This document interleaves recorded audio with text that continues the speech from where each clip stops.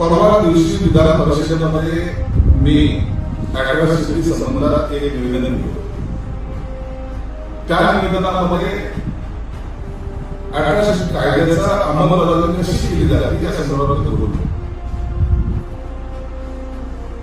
जर एखाद्याने समाजाबद्दल समाजाबद्दल असेल तर तातडीने मला हा केला जाईल, परंतु त्याची आयोगातर्फे चौकशी सुद्धा केली जाईल आणि नंतर त्याला अटक केली जाईल हे माझं स्पष्ट मत मी या विधान परिषदेमध्ये मांडलं.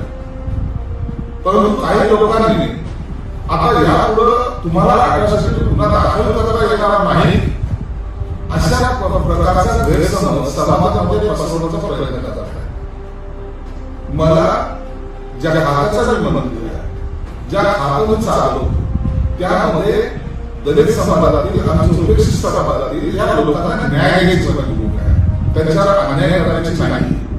म्हणून काही लोक तर काही गैरसमज पसरवत आहेत, त्यापासून आपण सर्वांनी सावध राहिलो.